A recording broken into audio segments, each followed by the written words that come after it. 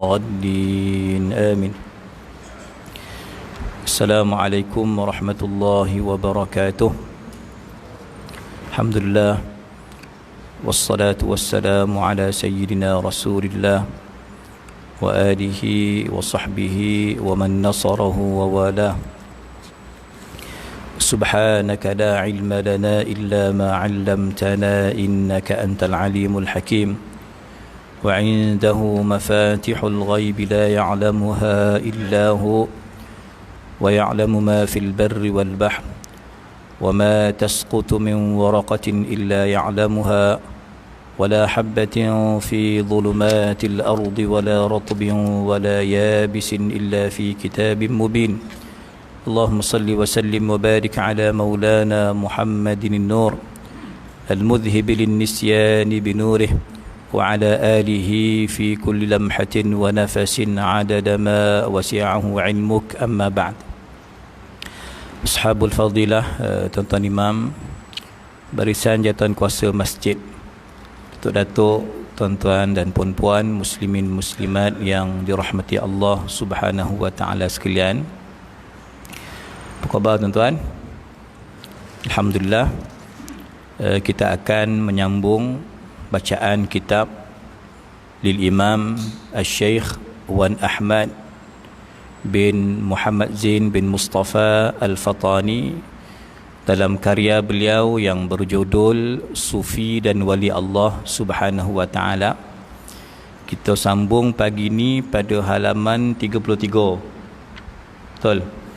33 tuan-tuan, yang mana pada kelas yang lepas, kelas PKP yang pertama yang 2 minggu dulu, kita diingatkan oleh muallif rahimahullahu taala bahawa kadang-kadang terdapat kumpulan-kumpulan tarikat ini, ataupun orang yang bersuluk itu ingin menunjukkan kelebihannya, suka menampakkan karamahnya berbanding kepada murid ataupun salik yang lain, ya kan? Ataupun sebahagian kelompok tarikat itu suka merendah-rendahkan kumpulan tarikat yang lain, ataupun kita kata madrasah ini dia mengupkan diri dia dan menjatuhkan madrasah yang lain. Ini suatu senario keadaan yang berlaku bagi orang yang sedang mungkin ingin mencari populariti, mendapatkan pengaruh. Ini ditegur tuan-tuan sebab dia kata apa? Mementingkan individu dan jemaah, individu dan kumpulan dia sahaja. Sebab tu Allah sebut kullu hizbin bima ladaihim farihun. Setiap parti itu tuan-tuan, hizbin itu kalau secara harfiah literalnya kita boleh kata parti lah. Kalau Hizbullah itu di Yaman, di Lubnan, Hizbullah dia nama parti Allah, tapi di Syiah kan, ya. Tuan-tuan, setiap orang tu dia akan condong dan bias pada tim dia. Tetapi perkara ni tak wajar berlaku dalam kita bersaing secara sihat untuk menuju kepada Allah Subhanahu wa taala. Ustaz-ustaz pun dihinggap dengan penyakit-penyakit, syekh-syekh pun dihinggapi virus, tuan-tuan, persaingan yang tidak sihat sesama mereka, suka menjatuhkan pihak yang satu lagi, padahal semua tarikat, semua manhaj, semua sanad yang kita bawa akan sampai kepada Nabi SAW, ya kan? Semua sanad kita ni sampailah nanti kepada Imam Junaid Al-Baghdadi. Sanad kita tuan-tuan berhubung dengan Imam Hasanul Basri sampai kepada Sayyidina Hudzaifah Al-Yamani ataupun kepada Sayyidina Ali. Akhirnya tuan-tuan, wa kulluhum min Rasulillahi multamisun. Semua kita ni sanad kita akan sampai kepada Rasulullah sallallahu alaihi wasallam. Semua mereka itu akan sampai tujuan dia tuan-tuan, saluran dia sampai kepada Nabi SAW. Cuma cara kita kena betul, ya, kita bersaing secara sihat dan kita saling tolong menolong antara satu dengan yang lain. Semalam pihak Jabatan Mufti tuan-tuan melalui jilsah tarikat tasawuf kita menghimpunkan tarikat-tarikat yang berdaftar. Dihimpunkanlah, ada berapa sekat ni, saya rasa dalam 19 tarikat yang berdaftar.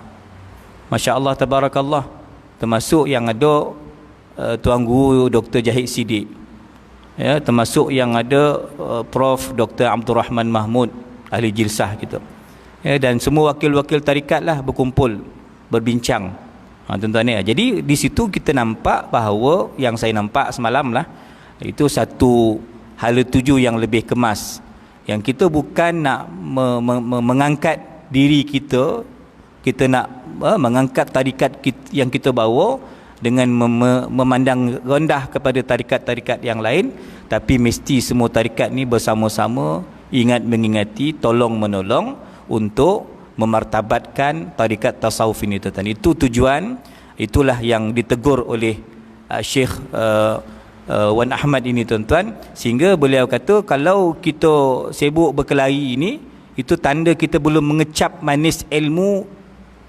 pengetahuan zikir ataupun pengetahuan batin.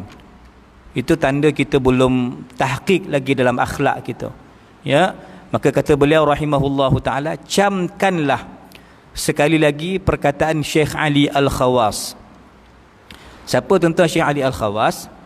Syekh Ali Al-Khawas ini merupakan tuan guru kepada Syekh Abdul Wahab Asy-Sya'rani. Syekh Sya'rani tuan, makam dia di Kahirah. Ya, kita pergi ziarah makam Sayyidina Husin tu, ada kedokek dia tu. Ya, makam beliau insya-Allah di Kahirah, tuan-tuan. Tahun depan kita pergi. Baru ni saya sempat pergi sebelum PKP lah. Ya, pergi bulan 2, awal bulan 3 balik. Pergi pertengahan bulan 2 ataupun hujung bulan 2. Ya, dalam awal bulan 3 saya dah balik sebelum sampai PKP lah. Tapi mesti tak ada hal dah. Dia PKP ke, ya, PKP ke KPP ke sama dia. Dia tak ada penjarakan, dia okey je, tuan-tuan. Orang Muslim ni dia punya makam ni terlampau tinggi pun lah. Ya, dia main langgar, tuan-tuan. Jadi sebab itu budak-budak kita ramai yang balik. Budak-budak kita, tuan-tuan, rumah Dewari tu, ya, mana pegawai-pegawai kita, Haji Hamid gitu, rumah Kahirah, tuan-tuan, dah hampir kosong dah. Semua balik. Lebih-lebih lagi kalau yang dah berkeluarga, yang ada baby, ramai yang balik lah. Di Kahirah ni agak ngeri sikit lah suasana dia, tuan-tuan. Sebab tu lebih selesa budak ni balik lah, ya. Okey, tuan-tuan, jadi saya nak cerita tadi Al-Imam Ali Al-Khawas, ya, tuan-tuan. Sayyidina Ali Al-Khawas ini merupakan tuan guru kepada Syekh Abdul Wahab Asy-Sya'rani, tuan-tuan. Saya ada belilah baru ni, masa Mesir baru ni saya baru jumpa kitab Lataiful Minan, tuan-tuan. Lataiful Minan wal Akhlaq, ini kitab ni 2 jilid tebal ni. Ada 2 jilid tebal, ya, yang Syekh Sya'rani tulis, murid kepada Syekh Ali Khawas tadi. Dia ada cerita, tuan-tuan, sikit. Dia kata esei ni dulu mengaji dengan Sayyidi Ali Al-Khawas, ya, radhiyallahu an. Saya ni terdidik di bawah asuhan beliau. Saya ni dilatih, proses mujahadah saya, riadah saya dengan Syekh Ali Al-Khawas, ya. Saya ni, kata Syekh Abdul Wahab, saya ni orang mengaji syariah. Ada kitab, saya buat catatan, saya pergi duduk Masjid Al-Azhar. Ini di Kahirah, tuan-tuan. Saya begitulah, saya kumpulkan kitab-kitab. Tapi saya mengaji dengan Syekh Ali Khawas ni pelik sikit. Antara benda yang disuruh oleh Syekh Ali Khawas ini ialah semua kitab-kitab yang kau ada tu kau kena jual. Dan harga hasil jualan kitab tu kau kena sedekah kepada fakir miskin. Jadi kata Syekh Abdul Wahab Sya'rani, sayang kitab ni saya beli mahal. Kitab-kitab saya ni banyak. Tapi oleh kerana ini arahan Tok Guru, oleh kerana ini merupakan, ya, pesanan Tok Guru yang tidak mahu saya ini bergantung lagi dengan kitab. Syekh saya ni, yang kita nak bincang sekarang, Ali Al-Khawas, Syekh saya ni tak nak saya bergantung dengan kitab, ya. Syekh saya ni nak saya terus mempunyai keyakinan, ya, kepada anugerah ilmu ladunni, ilmu al-wahbi, tuan-tuan. Maka sebab tu saya pun ikut, saya pun jual lah kitab-kitab saya tadi tu, walaupun saya sayang, Saya dah catat, saya ada dhabit dalam kitab tu, tapi sebab arahan guru saya ikutkanlah. Saya jualkan kitab tu dan saya sedekahkanlah kepada hasil jualan tu kepada orang susah. Dan tuan-tuan sekalian, sehingga apa yang dipesan oleh Syekh Ali Al-Khawas kepada muridnya ini, Syekh Sya'rani, dia kata apa? Putuskan hubunganmu dengan selain Allah Subhanahu wa taala. Jangan fikir kitab lagi, tapi fikir, tuan-tuan, Allah yang menurunkan Alkitab, Allah yang menurunkan ilmu, Allah yang menganugerahkan ilmu, itulah kau pilih itu sahaja. Sebab Sayyidi Ali Al-Khawas pesan, multafitun la yasil. Orang yang tidak fokus, dia tak akan sampai. Multafit, tuan-tuan, yang tak tentu arah dia, dia tidak boleh sampai, tuan-tuan. Makna kau belum akan dapat sampai kalau kau masih bergantung dengan kitab. Itulah makna nasihat Syekh Ali Khawas ni, tuan-tuan. Maka aku pun ikut cakap dia, dan alhamdulillah, kata Syekh Abdul Wahab Sya'rani, akhirnya aku juga mengambil waktu mengasingkan diri, berkhalwah, beruzlah daripada orang ramai. Maka akhirnya bersihlah hatiku, dan aku dapatlah mencapai keilmuan, dapat mencapai mujahadah seperti apa yang sepatutnya berlaku bagi orang tasawuf, orang sufi, tuan-tuan. Okey, jadi itu sedikit cabisan kisah ringkas yang saya petik daripada pengalaman murid kepada Syekh Ali Al-Khawas, iaitu Sayyidi Abdul Wahab Asy-Sya'rani radhiyallahu anhuma. Baik, tuan-tuan, dia kata apa? Syekh Ali Khawas kata, kemudian dari demikian itu mempermasuk syaitan atas hamba itu akan perkara-perkara syubhah. Makna tuan-tuan, makna syaitan akan masuk dalam atas nama masjid. Nama apa? Masjid. Syaitan boleh cilok atas nama ma'had tahfiz, boleh. Syaitan boleh menyelinap dalam kumpulan tarikat, boleh. Syaitan ni, tuan, dia ada skill dia dalam kitab Talbis Iblis. Imam Ibnul Jauzi dia memang perincikan macam mana tipu daya syaitan, dia menyamar. Macam mana dia nak masuk dengan tim-tim yang nak jadi PM ni, itu satu. Macam mana dengan orang politik, dua. Ini tim korporat, tiga. Ini untuk yang berobot-robot nak jadi mufti, nak jadi qadi, jawatan-jawatan penting dalam agensi agama, empat. Ini tim mana pula lagi? Ini tim yang miskin ni pula, orang susah-susah ni, lima. Yang ni ulama. Syaitan memang ada, tuan-tuan, helah, tipu daya, termasuk, tuan-tuan, syaitan akan masuk meragukan kita, menimbulkan kecelaruan dan kekeliruan dalam perjalanan kita menuju Allah Subhanahu wa taala. Ini pesan Sayyidi Ali Al-Khawas, tuan-tuan. Tak silap saya baca Sayyidi Ali Khawas ni, dia antara orang yang ummi. Dia tak pandai baca, tak pandai menulis, tapi dia tersenarai di kalangan wali besar. Tuan-tuan, taib.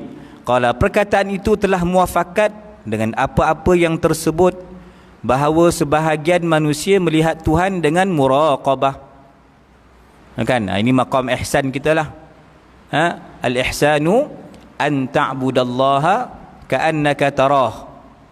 Tuan-tuan, itu bukan maqam kita, itu maqam Sayyidina Abu Bakar, maqam musyahadah. Tapi kita ambil maqam yang kedua, fa illam takun tarahu fa innahu yaraka. Itu maqam muraqabah. Kita yakin Allah sentiasa memerhatikan kita, Allah sentiasa melihat kita. Taib, tuan-tuan, itu sebagai tuan-tuan, manusia sebahagian kita ni dapat melihat Allah dengan cerminan muraqabah, atau perkataan lain yang serupa, atau menyamai perkataan seperti itu. Ada orang yang menganggap bahawa dirinya telah sempurna muraqabah. Kan, jadi sepatutnya kita ni tak ada sempurna. Kita ni kadang-kadang yakin ada raqibun atid, kadang-kadang kita langgar, kan, tuan-tuan. Macam itulah kita depan polis kelang kabut lah, pakai telefon keledar, tak ada kita tanggar balik, kan. Macam itulah, tuan. Radar tu, tuan-tuan, kita taklah sepenuhnya kita rasa dipantau.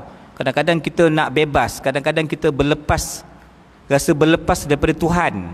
Maka belumlah bona kita punya muraqabah lagi dah.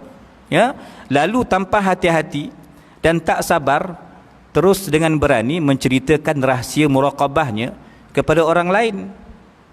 Ini pula penyakit orang yang beramal ni. Dia suka cerita kelebihan dia. Cerita pula lebih-lebih lagi bukan dalam grup WhatsApp ustaz-ustaz je tu. Dia cerita dalam grup WhatsApp taman, KRT, mantan KGV, semua dia cerita ya, terutama kepada orang awam. Bercerita kelebihan. Contoh Allah rezekikan dia mimpi Nabi SAW. Kan? Mimpi Nabi SAW. Ya, ada semalam saya mengajar Masjid Nilai. Adalah jemaah tu WhatsApp saya, ustaz, saya mimpi pergi umrah, pergi haji. Ada tak amalan yang memudahkan untuk melaksanakan kojo ni? Dan tuan-tuan kalau ingat Jumaat baru ni kita baca khutbah tajuk apa tuan-tuan? Ingat tak?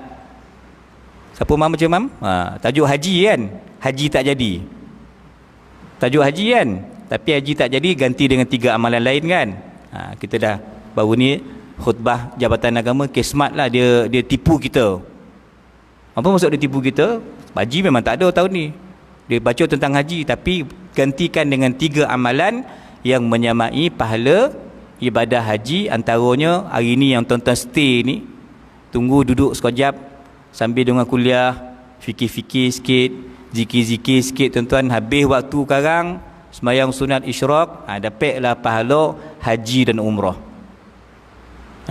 Ini tuan-tuan nak seorang-seorang payah sikit. Mamak Paroi tu dah panggil dah, mari kari ikan apa tuan-tuan, ikan tenggiri ya, dia panggil dah tu pukul 6.45 ni. Tapi tuan-tuan sabar sikit, duduk sampai 7.20 ko, sampai habis waktu subuh, semayang 2 rakaat isyraq tuan-tuan, maka diberi pahala haji dan umrah tamah, Nabi ulang 3 kali, tamah, sempurna. Tuan-tuan okey, baik. Jadi sahabat kita semalam tu tanya dia mimpi. Saya kata itu mimpi yang baik. Mimpi pergi nampak Kaabah ni, mimpi nampak kubah hijau tu satu bisyarah, satu berita yang baik lah, saya kata kat dia kan. Jadi saya sharekanlah selawat harian Syekh Saleh Ja'fari tuan-tuan, amalan-amalan, satu doa, satu selawat yang insya-Allah memudahkan hajat dan niat untuk kita melaksanakan haji dan umrah. Kita tahu untuk tahun ni memang tak buka. Kita faham kan? Haji memang Malaysia tak hantar, dan umrah pun tuan-tuan belum tentu lagi bulan 11-12 ni boleh dibuka, mungkin paling awal tahun depan kan. Tetapi niat kita tetap ada. Doa kita sentiasa kita panjatkan kepada Allah Ta'ala. Mungkin saja kalau buka je tuan-tuan ya, untuk kita bermusafir, untuk kita melakukan umrah, maka insya-Allah kita juga terpanggil, dipilih untuk melaksanakan ibadah tersebut. Okey tuan-tuan. Jadi mimpi yang kawan kita ni tak adalah mimpi yang pelik. Dia sekadar bercerita dengan saya pengalaman mimpi dia. Mimpi untuk apa tadi? Dapat pergi haji, dapat berziarah, dapat tawaf. Okeylah. Tetapi yang dipersoalkan di sini ya, iaitu tentang dunia, kita sebut, kita masih dalam perbincangan tuan-tuan dalam bab apa tuan-tuan? Bab jazbah kan? Ini satu bab yang paling panjang dalam kitab kita ni. Dan jazbah inilah merupakan penyebab munculnya kitab ini. Kalau saya boleh ulang, tuan-tuan masih ingat ya, sebab cerita Syekh Sa'id Linggi berada di Kelantan ya, mengajar murid mengaji dengan Tok Syekh. Syekh jazbah, murid semua habis jazbah kan. Tapi kita Syekh kita tak jazbah, kita okeylah, kita selamatlah, kita tak adalah jazbah kan. Dia ikut acuan guru kita lah. Maka orang Kelantan ketika uji jazbah sampai ke istana, maka Tuanku Sultan Muhammad, dia nak dapatkan jawapan, dia rujuk kepada Sayyidi Syekh Wan Ahmad bin Muhammad Zain bin Mustafa Al-Fatani. Tuan-tuan ingat tak dia tarikat apa? Ingat? Kalau ingat kita belanja sarapan, tapi sarapan tak ada lagi ya. Tuan-tuan, dia tarikat apa? Syatiriyah. Kan? Dan tarikat Syatiriyah ni saya tengok dah ada berdaftar dah di Jabatan Mufti. Ada satu cawangan dia. Alhamdulillah. Dan beliau juga Sidi Wan Ahmad tuan, dia juga tabarruk, juga beramal dengan tarikat Ahmadiyah ya. Ini pengarang kitab tuan-tuan. Jadi dia cerita berlaku kepada sebahagian masyayikh ni, tok guru ni, dia copek nak cerita pengalaman dia, copek nak cerita di mimpi Nabi. Dan ada sebahagian tarikat ni gomah bona cerita mimpi-mimpi ni. Padahal kita tak boleh bergantung dengan mimpi ni tuan-tuan. Sepatutnya jangan cari sangat pasal cerita mimpi, cerita benda-benda yang pelik-pelik tu simpan je lah. simpan untuk kita kan, bukan untuk dikongsikan. Kecuali kalau murid itu dia bercerita direct dengan tuan guru secara tertutup, tu je boleh. Lain tuan-tuan tak dibenarkan, tak digalakkan. Sebab apa? Nanti timbul penyakit-penyakit ini. Segala rahsia muraqabahnya dibuka tanpa kecuali, habis semua dibongkar. Ya. Sebenarnya penyakit demikian adalah tak terlepas dari apa yang dinamakan riak.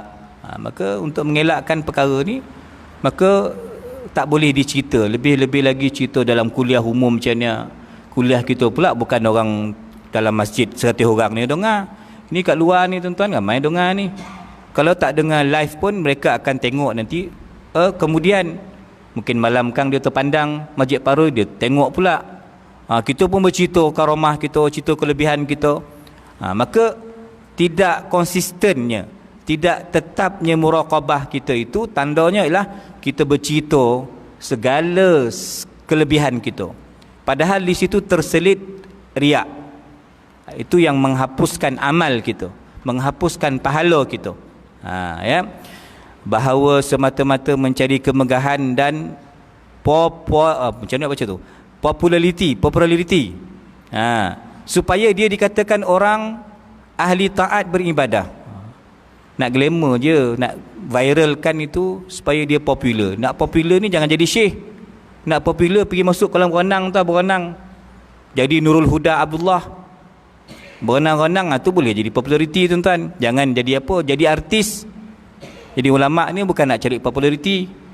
Lebih-lebih lagi ulama' dalam bidang tarikat ni bukan kerja populariti, bukan.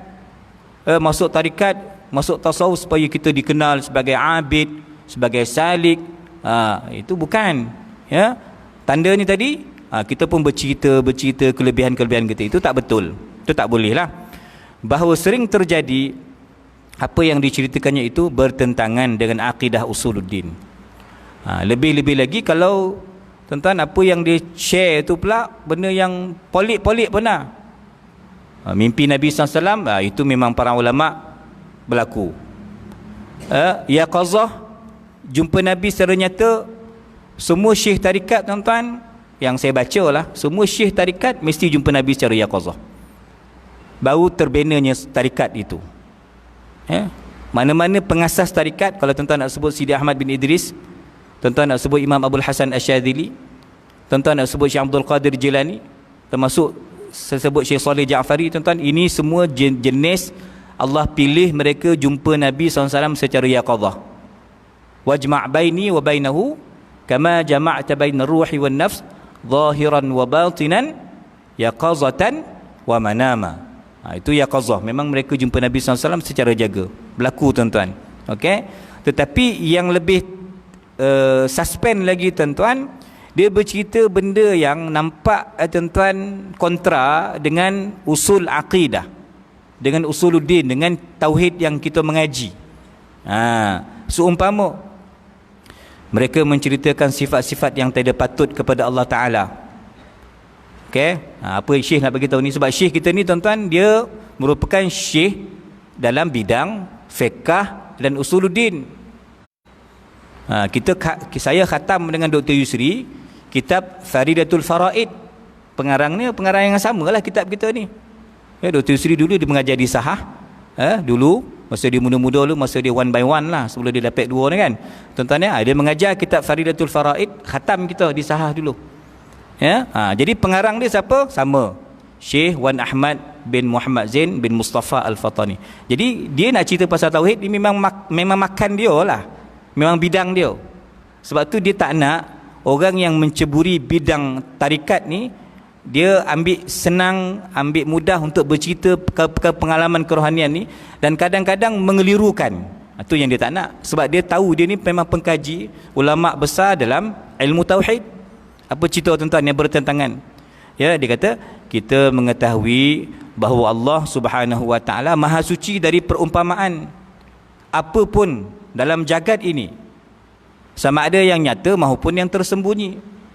Kan contoh-contoh yang kita nak bawa itu, kita kena berhati-hati supaya nanti tidak mengelirukan, tidak mencalarkan, mencemarkan akidah kita. Okey. Hakikat dari cerita guru-guru yang tak tertanggungjawab seperti saya ceritakan di atas, sangat menarik perhatian orang-orang awam yang dipimpin. Faham tuan-tuan? Jadi kalau setakat duduk masjid belajar dengan pengarah Ustaz Zaidi, tuan-tuan rasuk biasa je ni. Belajar dengan Ustaz Gosyairi, tuan-tuan rasuk biasa-biasa je. Panggil UKM ataupun USIM, Doktor Rahim ke apa yang baca kitab Maqasid Syariah, tuan-tuan kata ini biasa. Semua biasalah, sebab cerita-cerita tak ada cerita terabang, tak ada cerita angket masjid ke. Kita nampak benda tu benda tak best lah. Kita nak cerita yang best ni, tiba-tiba jatuhkan sarapan kat sini, semua masing-masing balik bawa nasi Arab. Dalam bukeh nasi tu ada duit 300.5. Kita nak cerita macam tu kan, yang pelik-pelik lah. Maka orang awam kalau dengar syekh cerita yang pelik-pelik ni, itu ramai pengikut.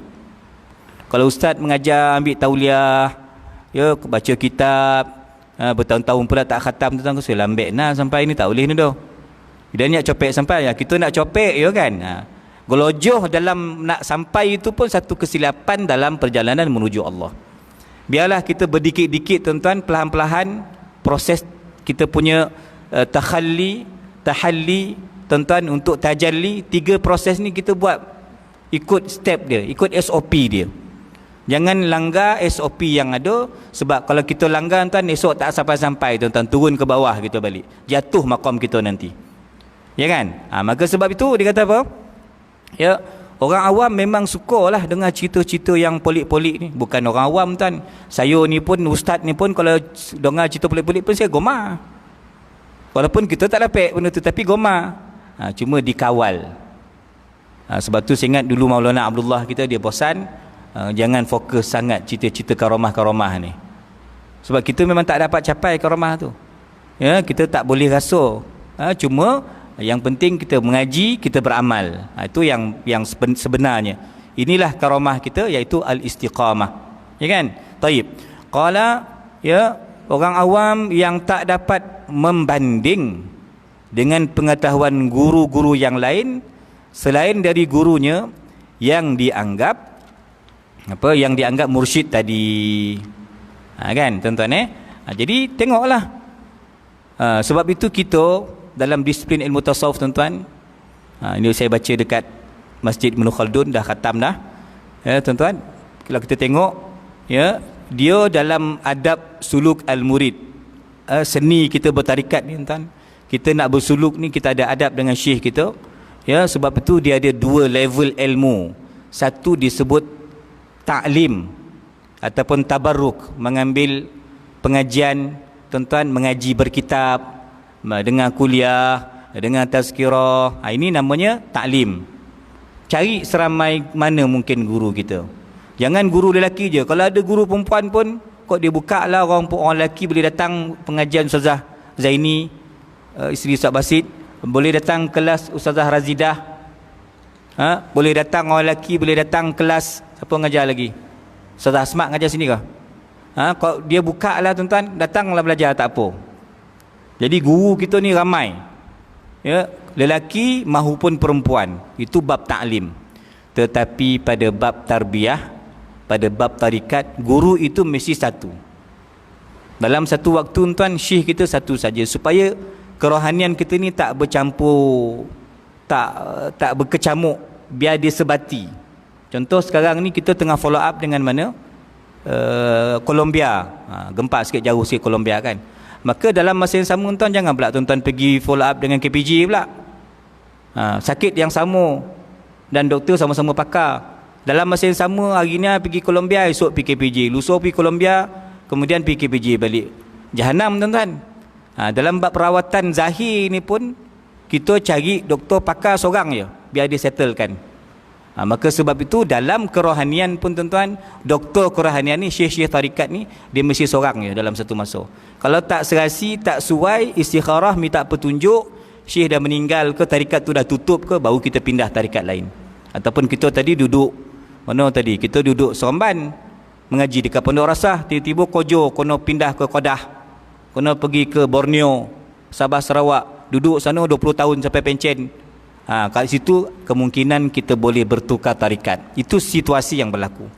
Tidak sewenang-wenang tuan-tuan, dalam penyucian, dalam tarbiyah ni kita berpindah-pindah, sebab saya katakan tadi, ini pesan Al-Habib Abdullah Al-Haddad, tuan-tuan, dia akan merosakkan, dia mencacatkan perjalanan kita menuju Allah Subhanahu wa taala. Maka apa perkara tauhid ini, tuan-tuan? Dia kata apa? Apabila orang-orang telah mempercayainya, dia ni pula mengaji satu guru je. Itu yang masalah. Kita, tuan-tuan, kita galakkan hari Sabtu ada katalah pengajian Maulana ke Dr. Yusri di Sahah pagi. Hari Ahad katalah di Imtiaz. Malam ini kalau kita pilih banyak tempat, guru kita banyak. Kan di Somban ni alhamdulillah subur kan, masjid-masjid kita masya-Allah tabarakallah, surau kita semua ada kuliah. Jadi guru kita ramai. Ini penting, guru yang ramai, guru yang banyak, supaya kita mudah merujuk dan supaya kita tidak hanya tertumpu ta'assub, tuan-tuan, pada satu guru. Kalau dia mursyid, alhamdulillah. Kalau guru tu memang level dia mursyid, dia memang membimbing kita dari sudut keilmuan dan dia mampu memantau hati kita, itu alhamdulillah lah kalau dapat. Tapi kalau dapat, tuan-tuan, jenis guru nama dia Guru Yahya, Guru Yahya, Guru Yahya nama tu. Dulu TV ada buat satu ajaran sesat, tarikat sesat lah. Gambarannya begitulah, tuan-tuan. Nama guru tu masa tu saya kecil-kecil, saya ingat cerita tahun 80-an. Dia buat cerita Guru Yahya. Tak tahulah apa motif dia nak burukkan semua tarikat ke. Tapi kita ambil yang sudut positifnya. Kalau kita berguru dengan hanya satu sumber, satu guru, dan guru tu pula bukan daripada rasikhin, daripada yang mantap, yang mursyid, maka kita nanti akan dihanyutkan dengan, tuan-tuan, isu yang diperingatkan oleh pengarang kitab kita ni. Kita percaya bulat-bulat. Apa yang guru cakap A, B, B, memang itulah sepatutnya. Adab berguru memang itulah, apa keputusan guru tu ialah keputusan yang kita ikut. Tapi, tuan-tuan, kalau dapat guru yang salah, parah gitu. Tentulah dengan mudah dia menjalankan propagandanya. Jadi dia dah ada pengaruh. Tompang pula nama Habib Omar, guna pula nama Syekh Nuruddin, guna pula berdaftar dengan Jabatan Mufti contohnya, guna pula itu ini, jual nama tu, jual nama ni. Wah, orang percaya. Oh, dia ni syekh hebat ni, orang lain tak boleh buat macam dia. Dia seorang je macam tu. Kat Malaysia ni tinggal 3 orang je. Satu Pak Sumit, yang kedua dulu di Batu Pahat Habib Ali, yang ketiga dia di Seremban. Wah, dia angkat diri dia. Orang lain tak dapat, orang lain tak mursyid. Ini kan bahaya, tuan-tuan. Kalau 2 nama yang tadi saya sebut tu betul lah, Pak Sumit ke di Kedah, marin almarhum Habib Habib Ali di Batu Pahat, itu ialah ahlullah, arif billah. Tapi kalau ustaz ni, kalau saya mengangkat diri saya, tuan-tuan, begitu, maka hasya wa kalla, itu pemalsuan, itu, tuan-tuan, tanda cacatnya perjalanan guru tersebut mencari pengaruh, buat propaganda, sehingga orang awam sangat ingin melihat seperti apa yang dilihat oleh sang guru palsu tadi. Dinamakan guru ini guru yang palsu, bukan guru yang mursyid, tuan-tuan. Okey, sikit lagi dari penjelasan berbagai kitab tasawuf, bahawa i'tiqad orang dalam sedar bahawa yang dilihat itu ialah Allah Subhanahu wa taala. Mereka bertanya, apakah hukumnya orang demikian? Dia nampak Allah, dia bukan nampak nikmat Allah, dia bukan nampak rahmat Allah, anugerah Allah, dia nampak Allah, zat Allah. Macam mana hukum itu? Kata Syekh, kata Syekh Wan Ahmad, saya menjawab dengan tegas bahawa hakikatnya ialah semata-mata misal, itu khayalan, tuan-tuan, imajinasi sahaja. Mana boleh, mustahil melihat zat Allah di dunia ini. Bahawa dalam halut ta'nis yang merupa dengan manzil at-tadalli, disebut baginya tajalli al-fi'il ataupun tajalli al-af'al. Tengok nota kaki bawah tu, tuan-tuan. Okey, nota kaki bawah ni, tentang ini beliau menulis dalam Faridatul Faraid yang saya sebut, yang kami khatamkan dengan Sahibus Sa'adah Dr. Yusri tadi, Faridatul Faraid, pengarang kitab kita ni, pengarang yang sama. Dia kata apa? Barang siapa mendakwa akan melihatnya dalam jaga pada dunia selain daripada Nabi SAW, maka tiada syak pada kufurnya. Nampak?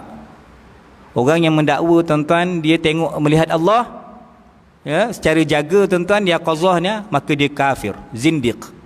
Sebab mustahil Allah boleh dilihat di dunia ini. Itu jawapan tegas daripada Al-Imam Syekh Wan Ahmad. Adapun dalam mimpi, dalam tidur, maka tiada khilaf pada harusnya. Kalau dia mimpi bukan tengok Nabi dah, bukan tengok Syekh Abdul Qadir Jilani, bukan tengok tuan-tuan Imam Junaid Baghdadi, bukan jumpa Sayyidina Ali ke, jumpa Sayyidina Umar ke, bukan. Mimpi melihat Allah, maka hukumnya harus. Tapi kalau saya dengar orang paru cerita, saya tak percayalah. Kan saya betul Ustaz, saya mimpi Allah Ta'ala tadi, saya tengok atas ke bawah, saya tak nak dengar lah cerita macam tu. Tapi ini ulama' kita, syekh kita tuan, wajar kita dengar lah, sebab dia mesti melihat betul-betul siapa yang mimpi itu. Ya tak? Mimpi melihat Allah ini berlaku pada Imam Ahmad, berlaku pada Imam Abu Hanifah. Tuan-tuan, Imam Ahmad, ya, dia kata, ataupun Imam Abu Hanifah tuan, mereka bermimpi Allah 99 kali. Mimpi melihat Allah, bukan jago tadi kufur. Yang melihat Allah secara jaga mendakwa demikian itu kufur. Kalau ada tarikat, ada syekh, ada orang yang kata dia orang tasawuf, dia mengaku dia melihat Allah secara jaga, itu tuan-tuan jaga-jagalah, jangan ambil belajar dengan dia, parah gitu nanti. Tapi kalau dia mengaku dia melihat Allah dalam mimpi, pun kena hati-hati juga, sebab perkara tu tak boleh dicerita. Dia kena simpan, itu dicerita dengan syekh dia, ataupun syekh dengan syekh, bukan syekh cerita kat orang ramai untuk mencari pengaruh. Timbul pelbagai masalah nanti kan. Maka melihat Allah dalam mimpi itu, dalam tidur, maka tiada khilaf pada harusnya. Kan saya kata tadi, Imam Ahmad, Imam Abu Hanifah mimpi melihat Allah 99 kali. Maka kata Imam Ahmad, masa ini seminar di kuis dulu 2015 saya ingat, ketika guru kami Syekh Atiyah datang ke Seremban, kita bawa dia ke kuis, bawa ke USIM. Ketika tu Syekh cerita tentang mimpi Imam Ahmad dengan mimpi Imam Abu Hanifah yang melihat Allah Ta'ala 99 kali. Kali ke 100 mereka nak tanya Allah, apakah beza pahala orang yang baca Quran faham dengan tak faham. Maka Allah takdirkan bermimpi kali yang ke 100, mereka bertanya, ya Allah, apakah ada darjat perbezaan antara yang membaca ayat-ayatmu, kalammu, kitabmu, Quran, yang faham makna dengan yang tak faham? Maka jawapan yang Allah berikan dalam mimpi tersebut ialah pahalanya sama. Ini begitu gembira untuk kita yang tak pandai bahasa Arab, yang tak boleh baca tafsir, tuan-tuan. Pahala kita sama dengan orang-orang yang faham tafsiran itu. Pahalanya sama. Ini cerita mimpi. Mimpi apa? Bukan mimpi Nabi lagi, tapi mimpi melihat Allah Subhanahu wa Ta'ala. Okey.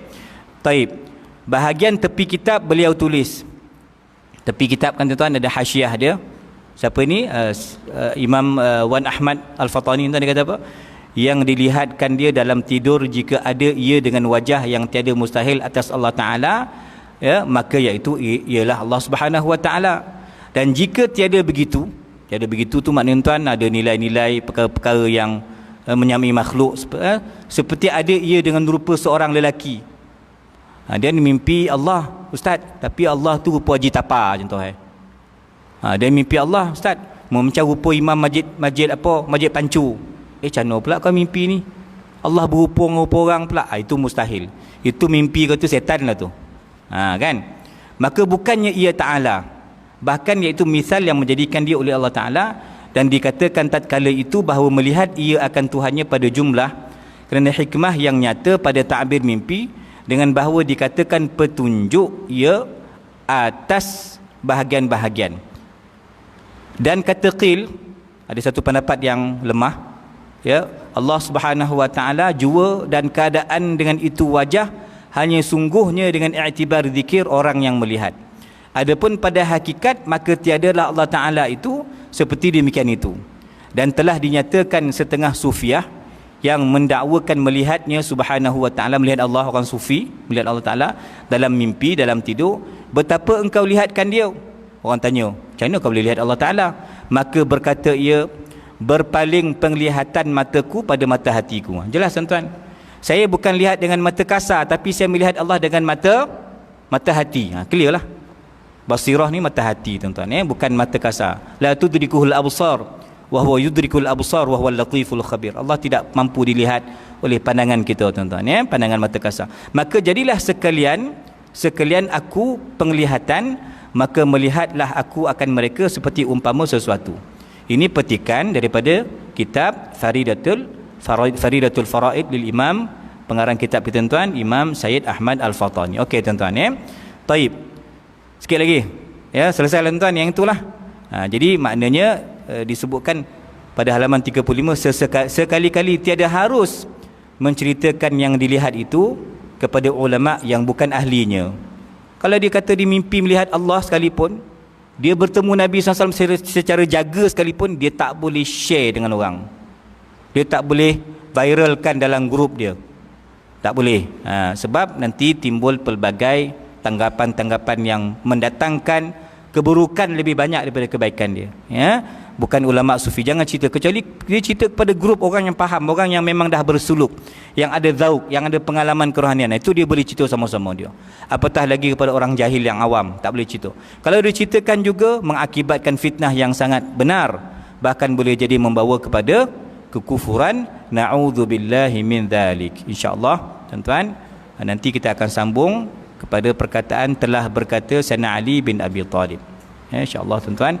Dan kalau bab syatahat ini, Imam Abu Yazid Bustami pun berlaku kepada dia syatahat yang pelik-pelik. Sebab dia berzikir dengan subhani. Dalam STT kita belajar kelas apa benda tu kan. Dia tak sebut subhanallah, dia sebut subhani, maha suci aku, maha suci aku. Apa hal orang kata apa ni imam, apa ni syekh? Orang masa maha suci Allah akan cakap maha suci aku. Ini Imam Abu Yazid Al-Bustami. Imam Abu Mansur Al-Hallaj dibunuh kerana kenyataan begini tuan-tuan. Pada zahirnya itu telah bercanggah dengan akidah. Kemudian Imam Ibn Arabi yang berkata dalam jubah dia ada Tuhan, dalam kopiah dia ada Tuhan, dekat mikrofon ada Tuhan. Itu je disebut oleh Imam Ibn Arabi yang menjadi kontroversi. Tapi tuan-tuan, seperti kita kata tadi, perkara ni tidak dihukum oleh orang fiqh, tapi mesti dihukum oleh orang hakikat, orang tarikat yang pandai membuat keputusan, yang tahu keputusan yang tepat dalam isu-isu sebegini tuan-tuan. Ya, wallahu alam bisawab. Nanti kita lanjutkan cerita Imam Abu Yazid Al-Bustami insya-Allah ya tuan-tuan. Aqulu qawli hadza wa astaghfirullahal azim li wa lakum. Wassalamu alaikum warahmatullahi wabarakatuh. Subhanakallahumma bihamdika asyhadu an la ilaha illa anta astaghfiruka wa atubu ilaik. Bismillahirrahmanirrahim. Wal 'asr innal insana lafi khusr illa alladhina amanu wa 'amilus solihat wa tawassaw bil haqqi wa tawassaw